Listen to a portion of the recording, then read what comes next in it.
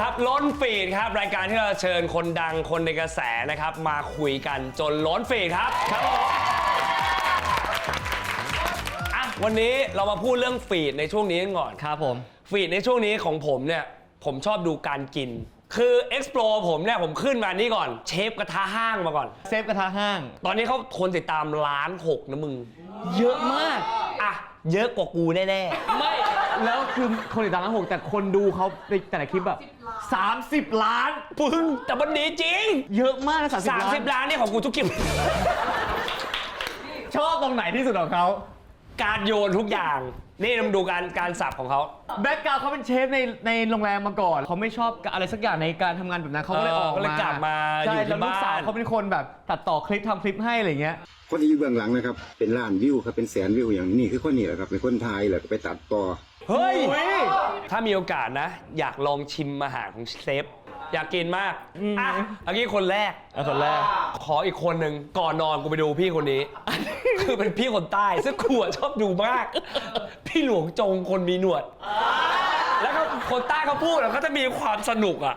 แล้วเขามันอ่ะก็น่ารักเป็นคนใต้เป็นหอยเนี่ยกินหอยเขาเรียกหอยอะไรนี่หอยขมบ้างหอยขม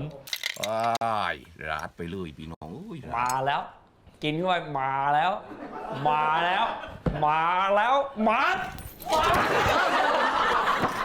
นี่อร่อยจริง2 คำอ่ะยังไม่ได้หอยเข้าปากเลยแล้วหอยก็โผล่หมดแล้วเก็บมากินต่อ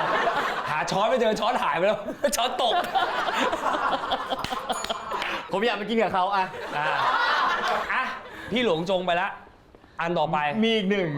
โดนดึงตัวไปบินคือผมเพิ่งดูออริจินของคลิปเขาออริจินของคลิปเขาคือเป็นแบบเป็นแอร์สาวแอร์เนี่ยเขาต้องมีช่วงที่วันนี้ไม่ได้บินเขาสแตนบาย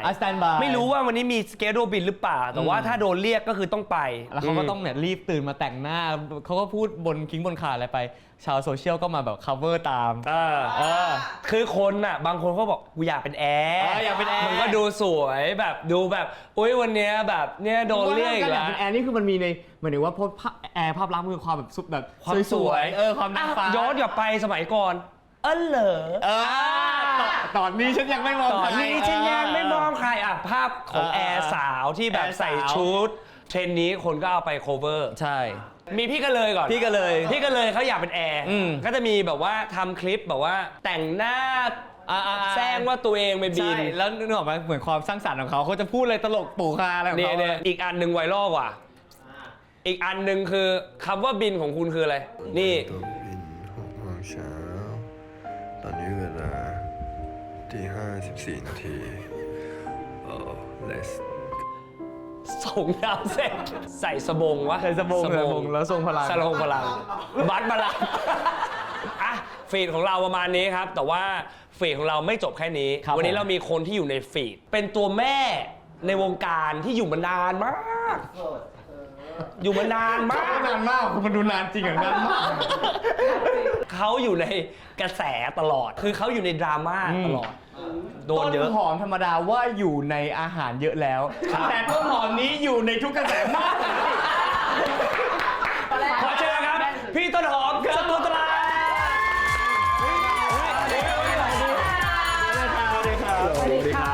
สวัสดีครับโอ้ยหอมขออย่างหนึ่งก่อนได้ไหมครับอะไรคะสวยขึ้นเยอะเต้ไม่เจอนานปากหวานมากจริงสุดแบบน้องเตเป็นคนสุภาพกับฉันตลอดเวลาแล้วเฟยล่ะพี่เฟยคือจังขอโทษแล้วหน้าสวยไม่บดด่าแล้วบอยพิษณุมีทักกลับมาหาบ้างไหมเป็นคนที่ใฝ่ฝันอยากจะเด็ดดอกฟ้ามาโดยตลอดเ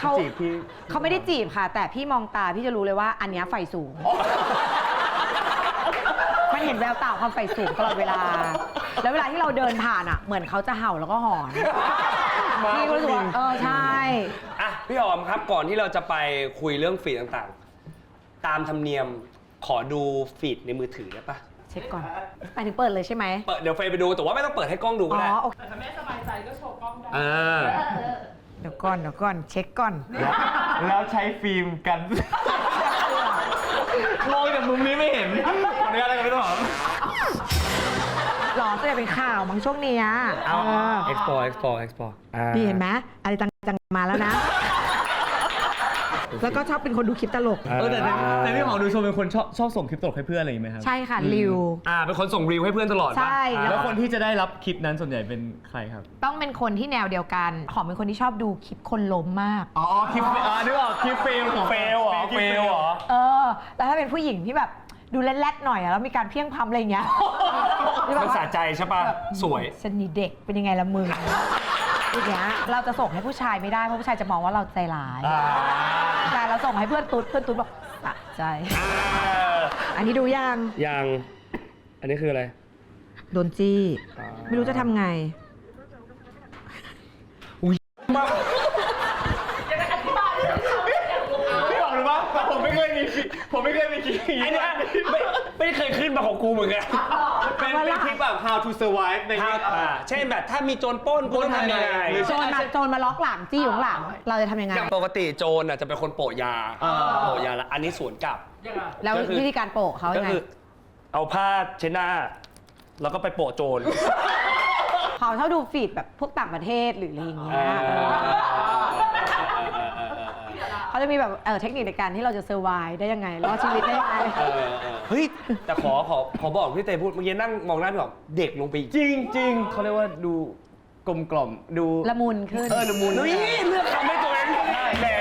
เหมือนหน้าโรยผงชูรสนะครับ อยากชิมมะอยากชิมมะ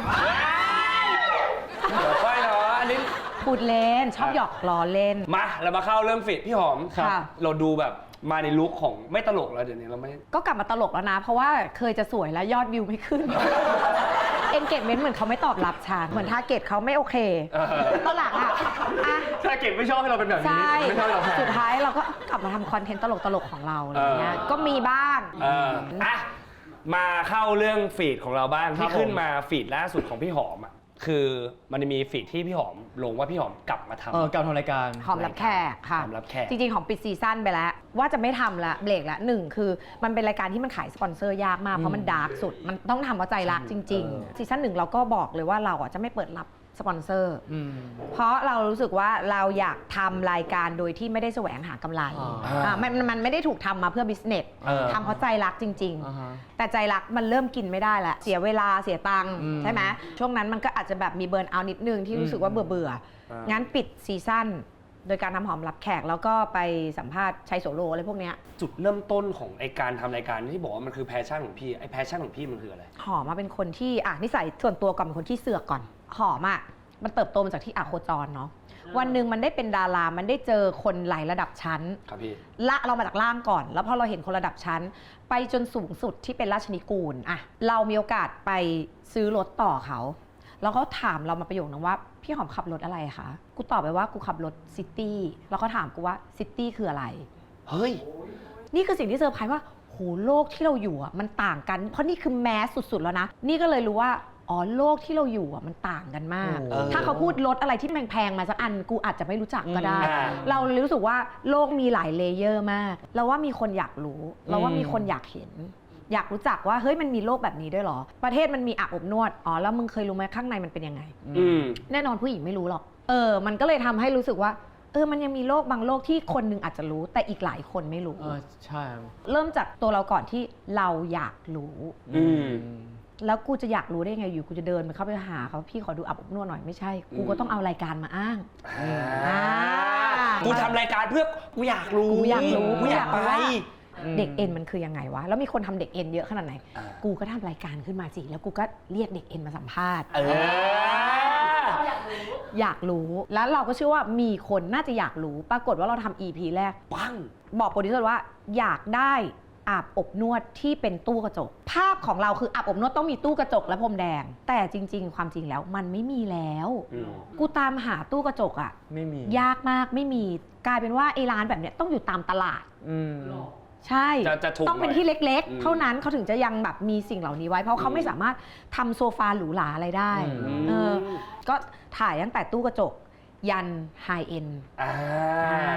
เข้าทุกซอกทุกมุมเหมือนกันโอ้ยไม่ได้มีแค่ที่ไทยแล้วก็มีที่เป็นไปดูที่พี่หอมไปที่เยอรมันป่ะค่ะอันนั้นคือซ่องเลยซ่องเลยแล้วก็บอกว่าเสี่ยงอะวะจริงตอนแรกไม่รู้ว่ามันเสี่ยงไง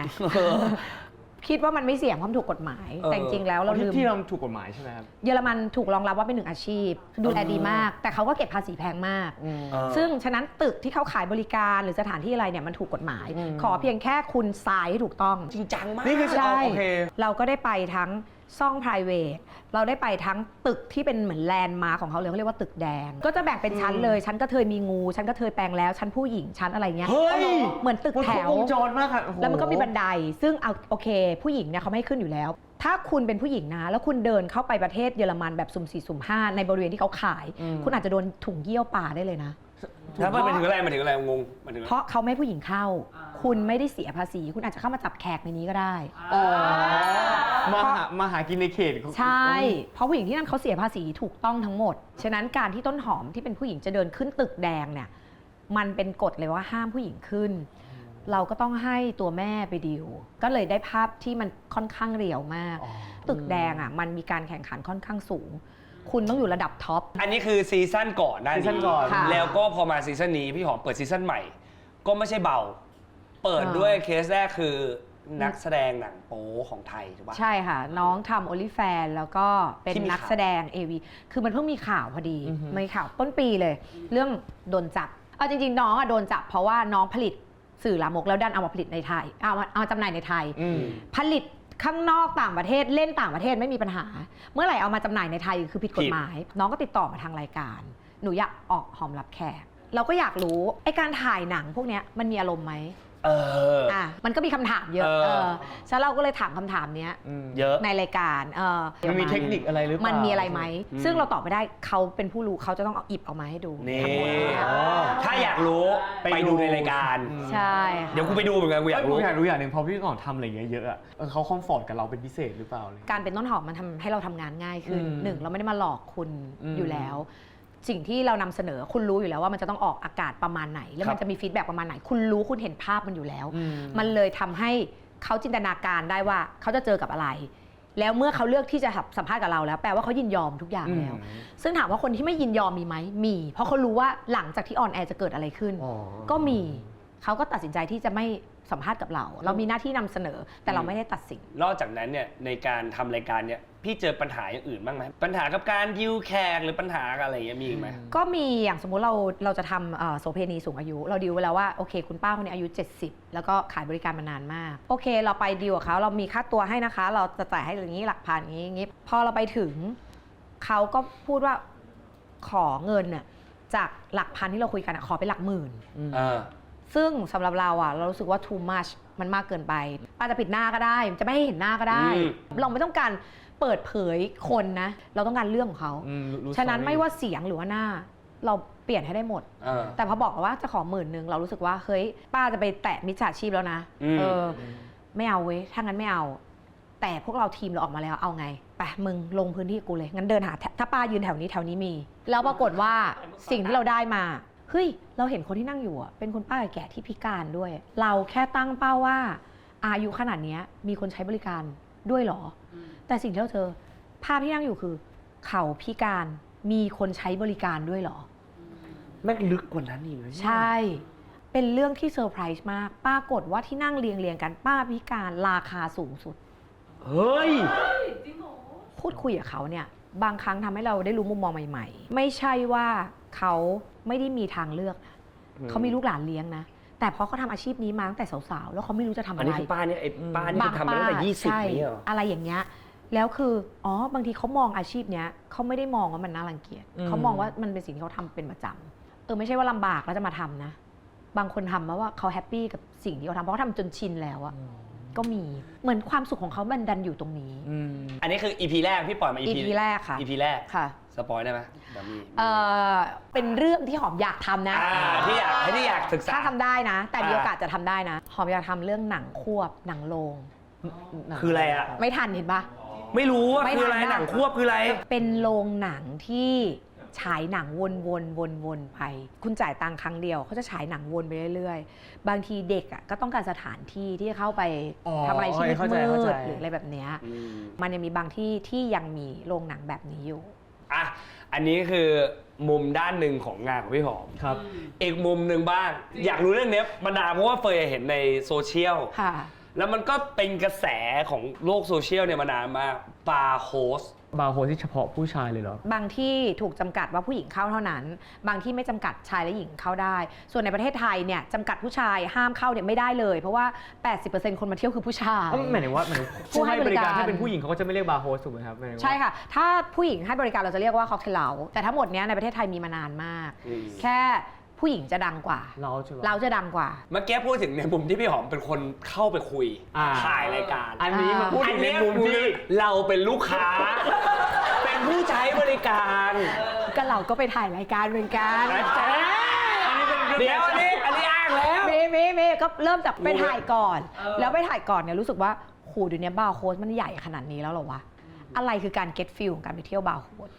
มีน้องมานั่งก็ยังไม่ get feel ถ่ายแล้วลองไม่กลับบ้านดูกูนั่งอยู่งั้นอะอ๋อมันสนุกอย่างนี้นี่เอง อันนี้คือครั้งแรก ประมาณครั้งที่ 3 ไม่ครับผมว่าครั้งแรกยัง โอ้ ไม่ โห เก็ตฟิล ต้องรู้แล้วมั้ง ขอบว่ามันไม่ใช่มันไม่ get feel หรอก มันยังมีกำแพงของการเที่ยวอยู่ว่ากูเป็นดารากูจะมาเที่ยวแบบนี้ได้ไหม และอะไรที่ทำให้เรา get feel เราไม่ได้ get feel หรอกค่ะ เราไปเจอคนเยอะๆต้องมีสักคนหนึ่งที่เป็นสเปคเรา การที่เราอยู่กับเขาในที่สลัวๆว่ากลางคืนใช้เวลาหลายชั่วโมงเล่นเกมมันเริ่มกูผูกพันแล้วกูผูกพันกับเขาแล้วกูรักเขาแล้วอะไรอย่างเงี้ยรู้สึกชอบมันก็เลย get feel ว่าอ๋อเวลาเราไปเที่ยวอะสมมติไปเที่ยวเงี้ยแล้วมึงได้เจอใครสักคนในสถานที่กลางคืนนะมันมีฟีลอีกอย่างเลยนะมันมีฟีลความตื่นเต้นแล้วมันเป็นฟีลของการจีบกันใหม่ๆทำหน้าที่เป็นคนเทคแคร์เราคืนนั้นเลย ถึงจะเป็นฟิลแฟนก็ตามแต่ว่าเราก็ลึกๆพี่หอยก็จะรู้ว่าอันนี้เขาก็ทำเป็นหน้าที่ของเขาอะไรเงี้ยมันจะบาร์โฮสที่เก่งๆเขาทำให้เรารู้สึกเป็นคนพิเศษนี่แหละเห็นบอกถึงบอกเป็นสกิลไง สกิลเซ็ต สกิลที่มันแบบไม่ใช่ใครก็ทำได้ผมเฟยกับพี่เตทำได้ไหมทรงนี้ได้ไหม ผมว่าไม่ได้ คุณทำไหวหรือเปล่า ต้องไอ้ทำไหวแล้วทีนี้มันมีแปลว่ามันมีข้อแล้วที่มันต้องทำอะไรบ้าง สิ่งที่คุณจะต้องเจอก่อนนะ คุณต้องดื่มเก่งมาก คอแข็งมากใช่ เรียบร้อยตัดไปเลย1เฮ้ยผมคอแข็งนี่ เขามองคุณแน่นอน เพราะเขาต้องการละลายพฤติกรรมเขาต้องการให้คุณเทคแคร์เขาเลยฉันเขามองคุณแน่นอน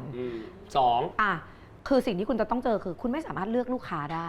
ปฏิเสธลูกค้าได้ลูกค้าเป็นคนเลือกเราใช่มันจะปฏิเสธได้ต่อเมื่อ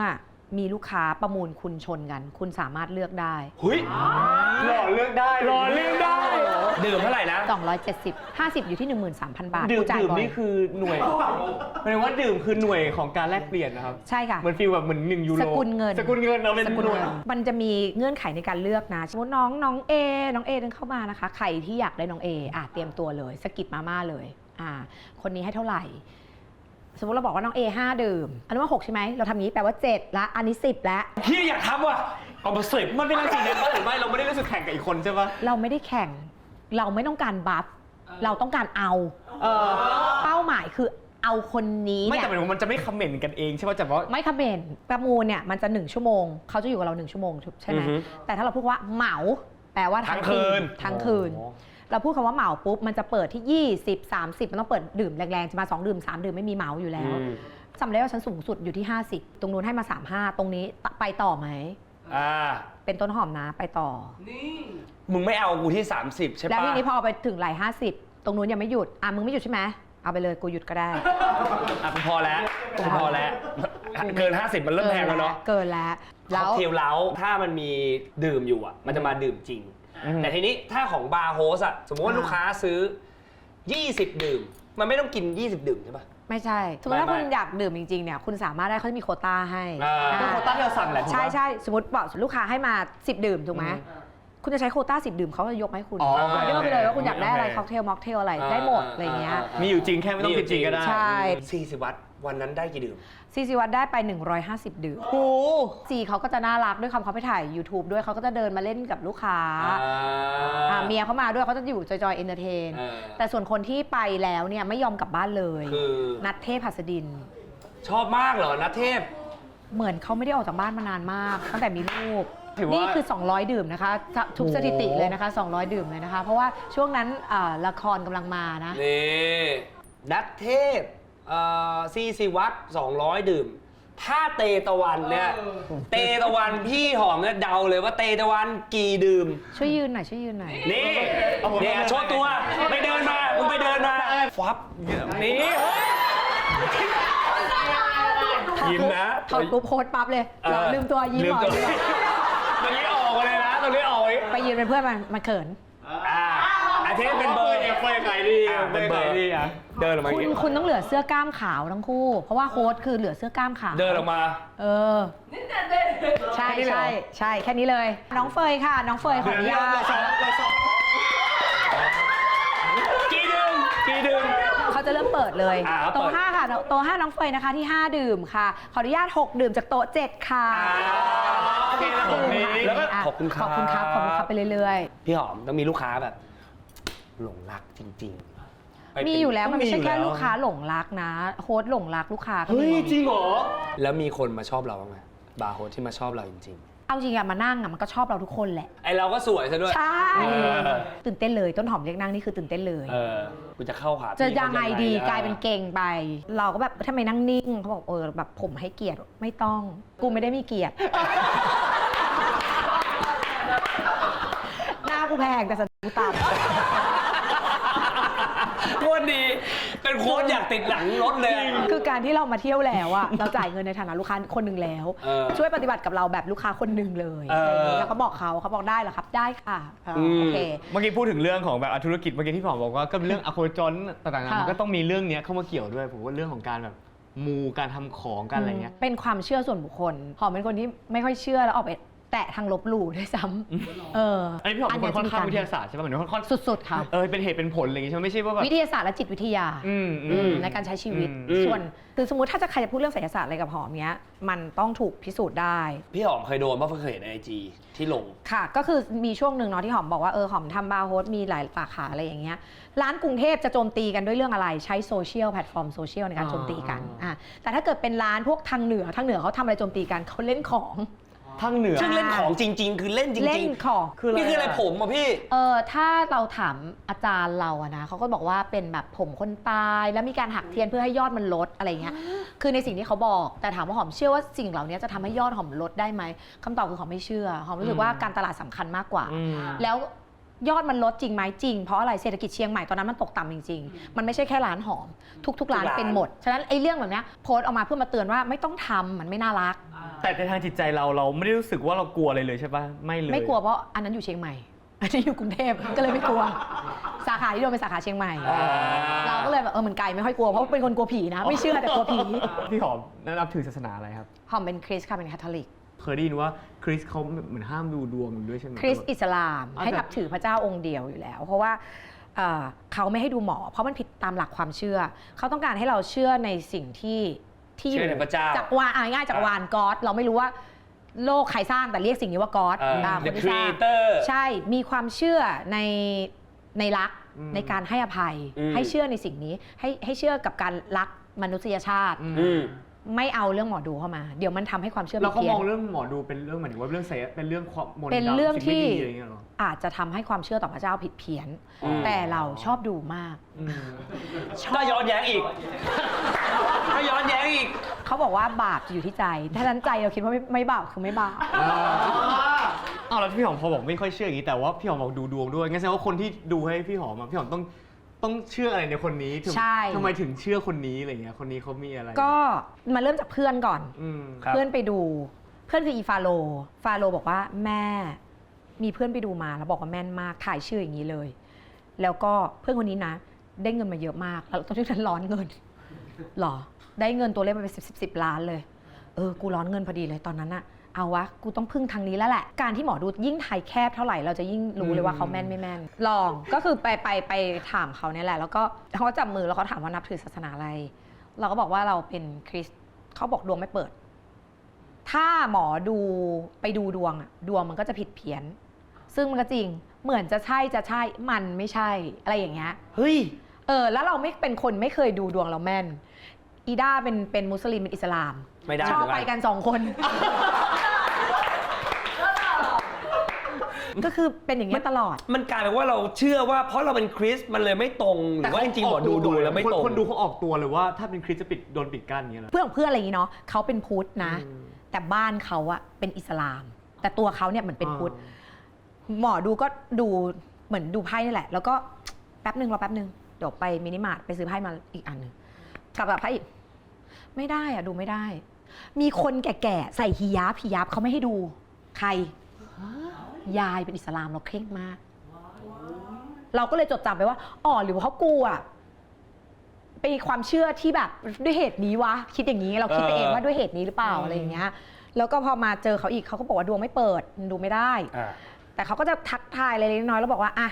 ไปทำสิ่งนี้มาให้แม่3 วันภายใน3 วันแล้วเดี๋ยวมาดูอีกทีว่าดวงเปิดไหมแต่เขาพูดคร่าวๆไว้แล้วว่าเราจะในอนาคตจะมีอะไรจะเจออะไรอย่างเงี้ยแต่ถ้าเกิดดวงเปิดมันจะชัดขึ้นเขาพูดอย่างนี้เราก็ไปทำสิ่งที่เขาบอกมาแล้วเราก็บอกว่าทำแล้วเขาบอกอ่ะเดี๋ยวคืนนี้แม่จะดูว่าดวงเปิดอย่างแล้วเขาก็บอกว่าดวงเปิดแล้วสิ่งที่เขาทำนายไปอ่ะมันจะเกิดขึ้นแล้วอาจจะเกิดขึ้นในทริปนี้เลยเขาจะถามเราว่ามีไปต่างประเทศไหมมีเรื่องความสวยความงามไหมเราบอกเขามีไปที่นี่มันโอเคทริปนี้อาจจะได้เจอคนนี้ทริปนี้เลย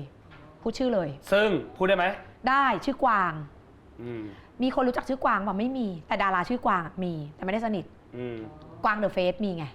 ใช่ป่ะแต่ถ้าทุกคนตาม IG หอมจะรู้ว่ากวางกับเดอะเฟสกับหอมนี่คือคนละโลกกัน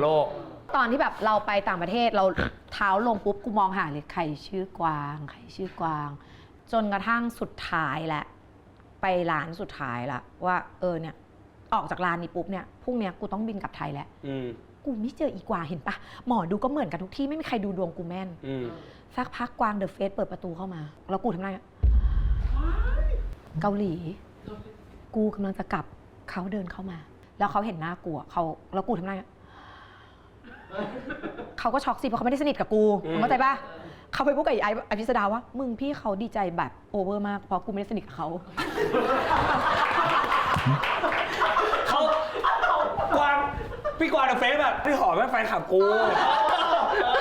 ตอนนี้เล่าเรื่องนี้เขาฟังมาตลอดกันไม่เคยเล่าเขาไม่กล้าพูดเรื่องหมอดูแต่คือหน้ามันออกกูเป็นคนเก็บทรงไม่ได้แล้วเขาไปบอกไอพิสดายายก็เลยโทรมาหามโทรมาบอกว่ากูไม่ตกใจใส่น้องทำไมใช่น้องอ่ะมันงงว่ามึงอ่ะดีใจเกินไปกูแบบหน้าเราออกไปแล้วด้วยเราเป็นคนหน้าออกเร็วอยู่แล้วเพราะกูเห็นไอ้กวางมันหน้าเหลอ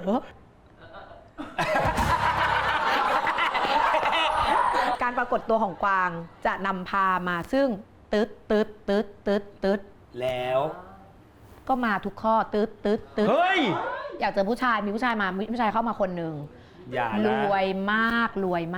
กูคิดเลยไม่มีทางผู้ชายรวยไม่เคยเข้าหาต้นหอมผู้ชายรวยมากจะเอาผู้หญิงที่มันเด็กคอนโทรลได้ไม่มีถึงต้นหอมอยู่แล้วเป็นนักธุรกิจแล้วเจอหน้าเนี่ยเขาจะชวนเราทำธุรกิจด้วยนะแล้วกูถามว่าธุรกิจเนี้ยมันแบ่งกันยังไงคะกูถามกูคิดว่ากูคงจะเป็นหุ้นสัก 20-30% ในส่วนดารา 50-50 เลยแปลว่าทั้งธุรกิจนี้มีมึงกับกู2 คนเองเหรอแต่สำหรับเราอ่ะไก่ตื่นไปหน่อยเราตื่นหอมเชื่อว่าหมอดูจะเห็นแหละว่าใครเข้ามาในชีวิตเลือกไม่เลือกอยู่ที่เราแต่หลังจากนั้นจะเป็นยังไงขึ้นอยู่กับเราใช่ไหมเราไม่เลือกไงแต่ถามว่าถ้าหอมจะเอาคนนี้ได้เลยไหมได้เลยนะกูดูทรงแล้วได้เลยกูสามารถเอาเขาได้บนโต๊ะตอนนี้เลยเพราะว่าเพราะทรงคนนี้มันเขาอยากได้มากเขาอยากได้จนเราอึดอัดตอนนี้เชื่อปักใจแล้วป่ะคนนี้เอาจริงหอมรู้สึกให้คะแนนตั้งแต่เป็นกวางแล้วแต่หอมไม่ให้100นะหอมก็ให้คนอื่นไปดูไปสิฝั่งอิสลามกูโทรหาแก๊งส่งตัวแทนไปและแน่นอนคู่หูอิสลามดาไปรูสิไปหน่อยสิก็ทักในเรื่องที่ไม่มีใครรู้นอกจากด้ากับคนขับรถแล้วทักในสิ่งที่แบบมันไม่ใช่เรื่องทั่วไปอ่ะจะมารู้ได้ยังไงว่ามันมาอยู่ไม่ใช่เรื่องหวานไม่ใช่เรื่องทั่วไปกูเอาคนอื่นที่ไม่ใช่ดาราอยู่เมืองนอกเลยหลานกูเลยไม่มีใครรู้จักแน่นอนไม่มีใครไม่สามารถหาลิสต์อะไรมันได้แน่อ่ะหลานกูมาปุ๊บกำลังดูไพ่ของหลานกูอยู่นะเอียงข้างเนี่ยตอนดูไพ่เขาถามเลยว่ารู้จักคนชื่อสุชาติไหมพ่อมันชื่อสุชาติคนสุชาติเนี่ยบอกให้เขาระวังเรื่องช่องท้องหน่อยนะโอเคเรื่องถ่ายเรื่องช่องท้องอะหมอดูทั้งประเทศชอบถ่ายเรื่องช่องท้องลำไส้มันเป็นกันทุกคนอยู่แล้วไม่ให้คะแนนอยู่แล้วแต่ถ่ายว่าสุชาติเชื่อมาอีก3 เดือนสุชาติผ่าตัดไส้ติ่งมึงไม่เคยมีอะไรเลยลูกตาสุชาติก็พูดว่าเฮ้ยลืมถามเรื่องหนึ่งจะถามว่าย้ายที่อยู่ดีไหมพูดกับหลานกูนะเขาอะเป็นคนที่ได้ยินเสียงเขาพูดขึ้นมาเลยว่าฮอนโนลูลูคืออะไรลูกหมอดูไม่รู้จักฮอนโนลูลูคืออะไรอะแต่ที่นี่ดีนะ อีนี่กำลังจะซื้อคอนโดที่ฮอนโนลูลู คือฮาวาย ฮาวายเขาไม่ได้พูดเรื่องฮาวายไม่ได้พูดอเมริกาไม่ได้พูดยุโรปมึงเข้าใจปะถ้ากว้างขนาดนั้นอะโอเค แต่อันนี้เข้าไปในเมืองฮาวายเลยว่าฮอนโนลูลูแล้วที่อีนี่จะถามคือฮอนโนลูลูที่มันจะซื้อดีไหม แต่ถ้าอันนี้ยังไม่พีคดาราคนหนึ่งนั่งดูอยู่ หนูที่สมุยที่หนึ่งเขาเรียกหาหนูแต่มันมาจากการได้ยินนะที่สมุยเรียกหาหนูเขาอยากให้หนูไปดูแล คนที่เรียกหาหนูชื่อตาพุทธสมมติชื่อตาพุทธเขาอยากให้หนูไปดูแล แต่ตาพุทธตายไปแล้วนะแต่ตาพุทธตายไปแล้วกูงงมากว่าสื่อสารกันยังไงคอนเนคชันกันยังไงไม่เกินอาทิตย์น้องสาวของอีดาราคนนี้โทรมาบอกว่าให้ไปดูที่หน่อยที่สมุยอยากให้ดูไปดูปุ๊บอุ้ยที่สวยมากหน้าทะเลหลังเขาสีไร่สวยมากเจอคนมาดูแลน้องแอปเปิลมาดูแลหนูที่สวยมากเลยที่ใครที่พ่อหนูเองค่ะลุงพุทธค่ะแต่เขาตายไปหลาย10 ปีแล้ว ไม่ใช่แค่เรื่องราวแต่มีชื่อ ให้ลอยไหม จริงๆมันมีแบ็คลิสต์ชื่อดาราที่เขาบอกว่าพี่หอมห้ามทำธุรกิจด้วยนะอันนี้คือพี่หมอจดมาให้ด้วยความที่เขาฟังเสียงน้องเราได้ยินอะไรที่มันเตือนมันจะเตือนเหตุการณ์อนาคตที่หอมชอบเขาจะบอกหอมเลยว่าหอมรู้จักคนชื่อเอไหมรู้จักดีเป็นนักร้องสนิทกันมากเออะไรเงี้ยสวนมาเลยเสียงเอออนไลน์ห้ามยุ่งซึ่งอันเนี้ยเขามีตัวตนจริงๆแล้วเขาก็ดังแต่เรารู้สึกว่าไม่ใช่ละห้ามยุ่งทำไมเขาทำงานกับดาราตั้งเยอะเขาทำงานกับคนตั้งเยอะเราจะไปปิดกั้นตัวเองทำไมถ้าเขาจ้างเรา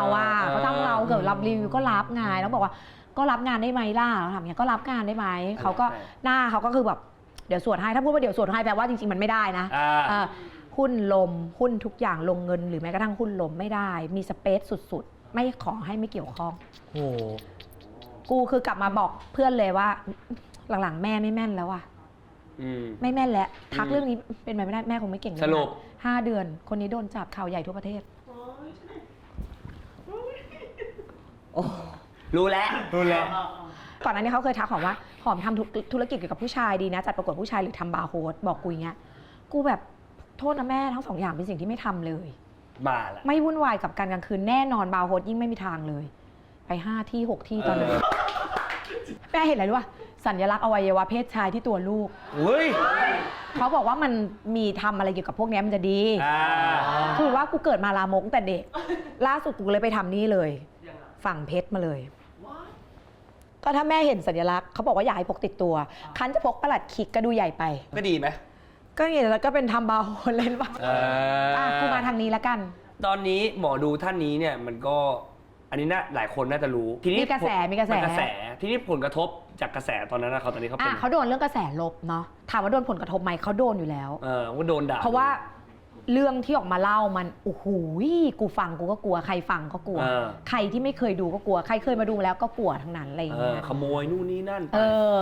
แต่สำหรับหอมเป็นคนที่ไม่ได้เชื่ออะไรพวกแบบนี้อยู่แล้วถ้าเราสามารถขโมยความโชคดีจากคนอื่นได้อะชีวิตไม่นั่งอยู่ตรงนี้นะนี่เป็นคนที่ไม่ได้เชื่อแล้วการที่เราเข้าไปดูดวงเขาอะมันไม่มีอะไรเลยนอกจากการดูดวงเฉยๆการที่ขโมยชีวิตดีๆของคนอื่นมันทำได้จริงหมอดูตอนนี้กระท่อนกระแท่นมากกับกูเนี่ยไม่รู้ใครกระท่อนกระแท่นกว่ากันเลย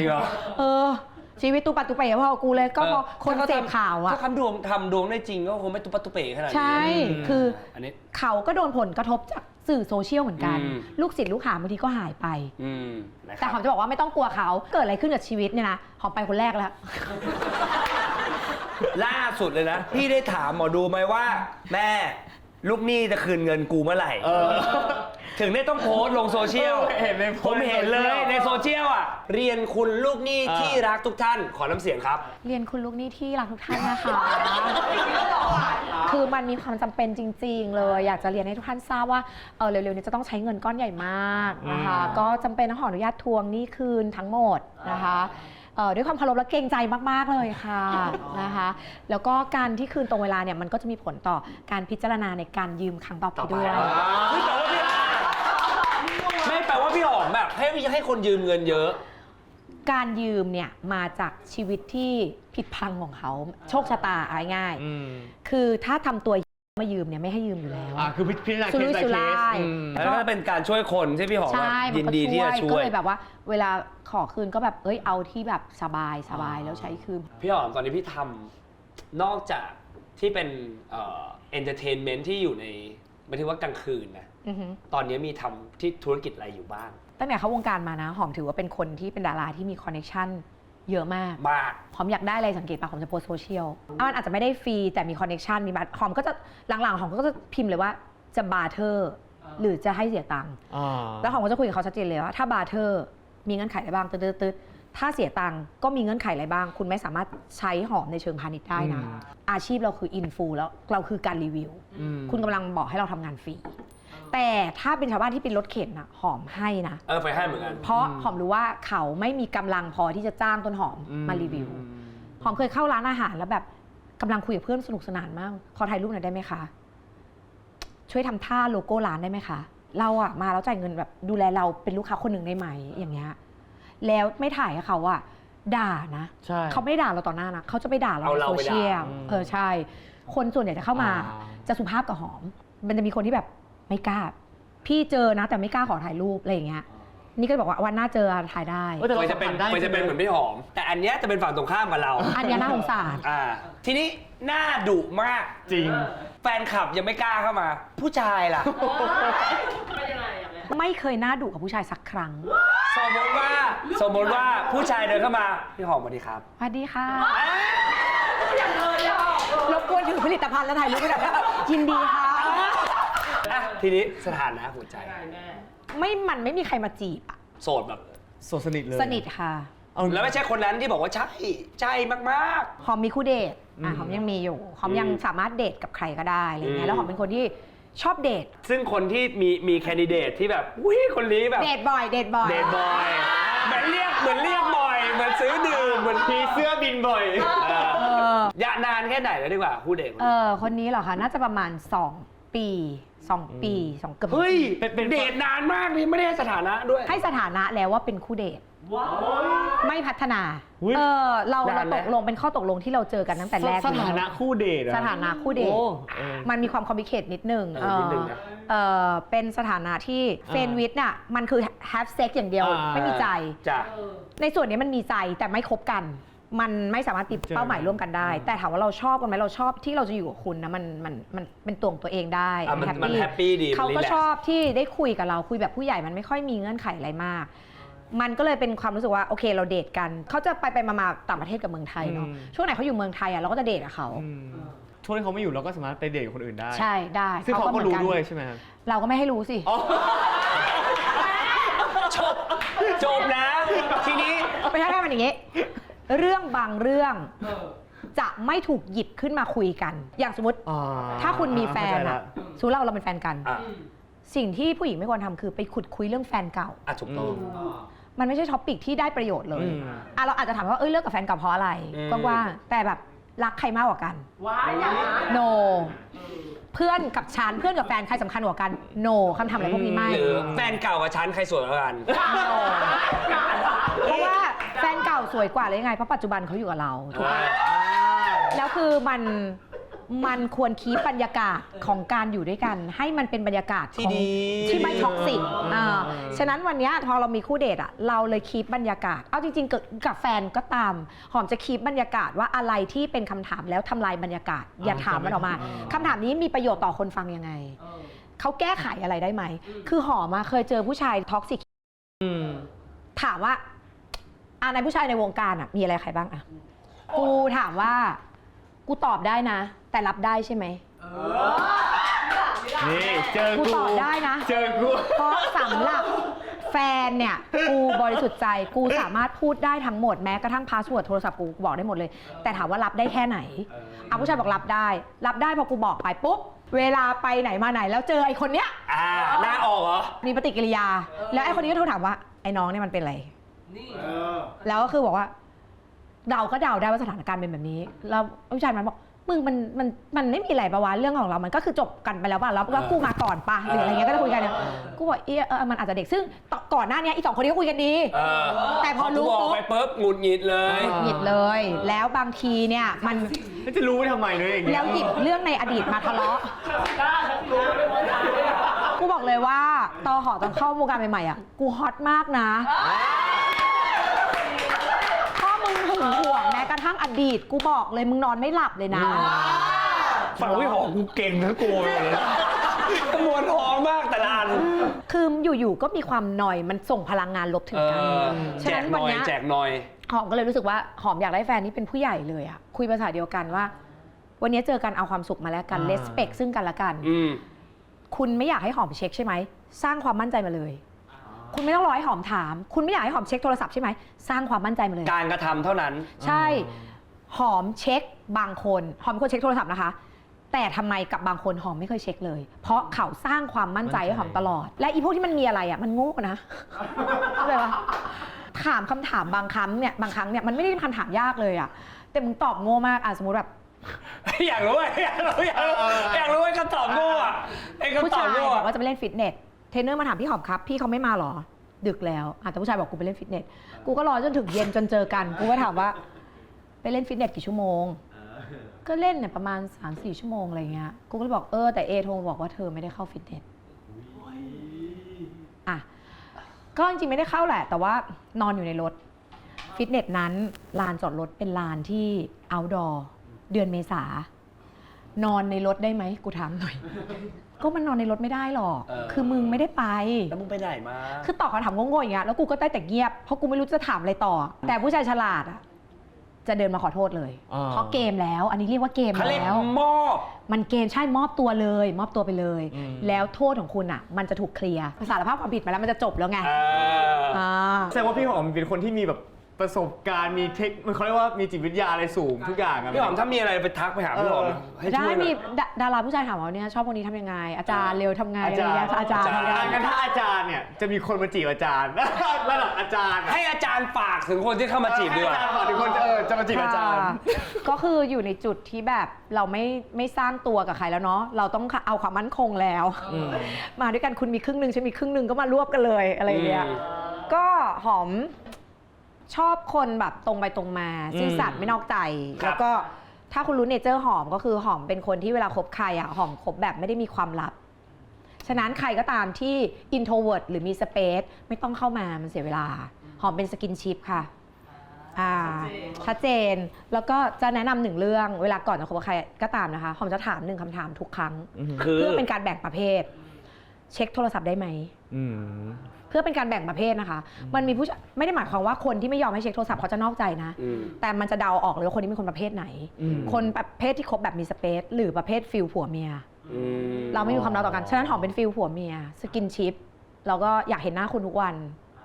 มันจะได้ตรงกันเนอะ มันจะได้ตรงกันแล้วคุณจะได้ไม่เสียเวลา เพราะฉะนั้นจะได้มุ่งไปในทางเดียวกันไม่ต้ อ อง ยู่ เสียเวลา ฝั่งไหนก็ไม่ผิดค่ะ คนเช็คโทรศัพท์ก็ไม่ผิดคนไม่ให้เช็คก็ไม่ผิดแค่แมทช์กันไหมแพ็กเกจของหอมมันมีเงื่อนไขว่าหอมไม่ใช่คนเดียวหอมมา1 กับ 1ซึ่งปกป้องเข้ากับผู้ชายง่ายมากกว่าแม่ค่ะใช่ค่ะปกป้องชอบเพื่อนแม่ที่เป็นผู้ชายเอาสิซึ่งเพศสภาพเพื่อนเป็นผู้ชายประมาณนี้อันนี้คือพี่ต้นหอมนะครับครับผมวันนี้สนุกมากอะคุยกับพี่แม่งเพลินมาก สาระได้ไหมได้ไม่แล้วอยากติดตามพี่หอมที่เราคุยตั้งแต่ตอนต้นแต่อยากติดตามที่พี่หอมจะไปทำอะไรต่อแบบไปสัมภาษณ์นู่นนั่นเดี๋ยวรอติดตามได้เลยค่ะดูเลยนะครับฝากด้วยนะครับผมแล้วก็ฝากติดตาม YouTube พี่หอมต้นหอมชนีอินดี้นะครับฝากติดตามด้วยนะครับแล้วก็อีเวนต์รับอยู่พิธีกรรับเพราะเป็นคนที่ชอบอีเวนต์ถ้าเป็นบทดราม่าหอมชอบนะโอเคนี่เราระดับรางวัลนะระดับสมทบยอดเยี่ยมนะคะให้เกียรติด้วยปีนี้มีเข้าชิงพิธีกรยอดเยี่ยมคมชัดลึกแต่แข่งกับชิงกับใครครับชิงกับคุณหนุ่มกัญชัยนี่รู้ป่ะธรรมดาจะได้รู้ป่ะเดาไม่สูสีเดามีคนอื่นด้วยแต่ฟังแค่คนเดียวก็พอแล้วเอาเป็นว่าเดี๋ยวไปร่วมงานแล้วกันโอเควันนี้ขอบคุณพี่หอมมากพี่หอมขอบคุณมากสนุกมากวันนี้นะครับสุดวันนี้คือแบบได้อะไรเยอะมากได้เรียนรู้ได้ฟังเรื่องราวอะไรที่เราไม่เคยรู้มาก่อนเยอะมากอันนี้คือฟีดของพี่ต้นหอมนะครับแล้วก็อาทิตย์หน้านะครับเราจะมากับคนที่อยู่ในกระแสคนที่อยู่ในฟีดมาคุยกันนะครับแล้วยังเป็นพี่เตอยู่นะครับกลับมาเจอกันครับวันอาทิตย์ 11:45 ทางช่องวัน 31 ครับวันนี้ไปก่อนนะจ้าจ๊ะขอต้อนรับครับมิกเฉลิมศรีครับ ขอแสดงความดีกับรักครั้งใหม่ ยิ ด้วย นดีด้วยมากๆครับขอบคุณมาก หนูฟังนะลูกว่ายน้ำไวที่สุดในประเทศเราไม่อวดเขาหรอ คือรู้สึกว่ามันใช่เลยอะชอบคำหนึ่งมากที่สุดเลยรู้ปะเขาบอกว่าอะไรรู้ปะเรื่องเนี้ยเขาเป็นคนทำเขาต้องทำให้เราหายไม่ใช่ต้องหายเองฟอยแล้วกูจะไม่บ้าผู้ชายได้ไง